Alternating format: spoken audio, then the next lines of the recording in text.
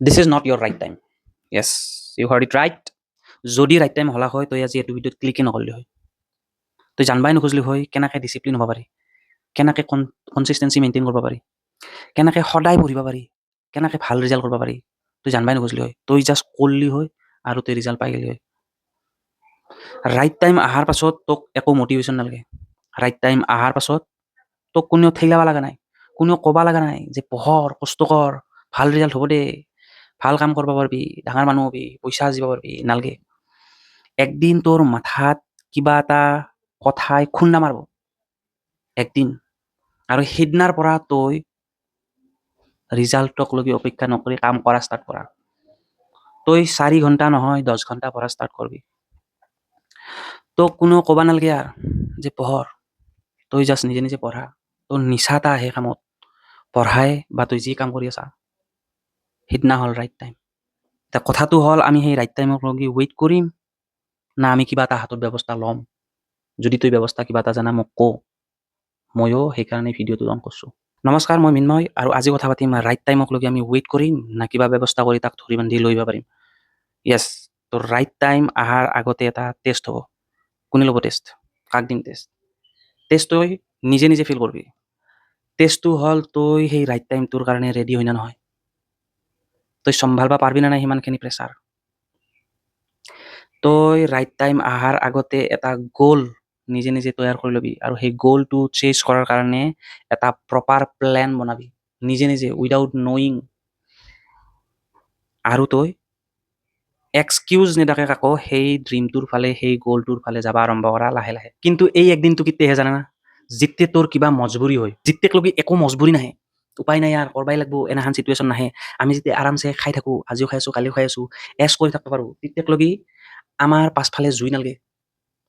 আমি কাম এটা সদায় ডিচিপ্লিন সহকাৰে কৰবা নোৱাৰোঁ, কণ্টিনিউৱাছলি কৰবা নোৱাৰোঁ, আমাৰ ভাগৰ লাগে, আমি হাৰ মানো।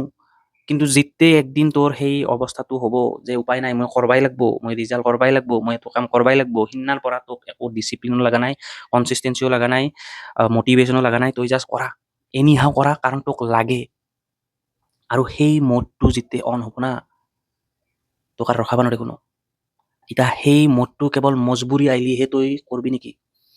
তই সেই দিনটোক লগি ৱেইট কৰবি নেকি যে একদিন মোৰ মজবুৰি হ'ব, মই উপায়হীন হৈ যাম, দিশহাৰা হৈ যাম, তেতিয়া আৰু মোক আৰু কোনো ৰখাব নোৱাৰে, মই দুই খা হ'ব লাগব একদিন, পইচা কামাবাক লগি এনিহাও চেষ্টা কৰিব লাগিব, তেতিয়াহে মোৰ পাছফালে জুই লাগব আৰু মই মটিভেটেড হৈ মই কাম কৰিম। নৰা, সেইটোক লগি তই ৱেইট কৰিব নৰা, সেইটো নাইভাও পাৰে। কেনেকৈ আনিম এই ৰাইট টাইমটো মজবুৰি নহকে?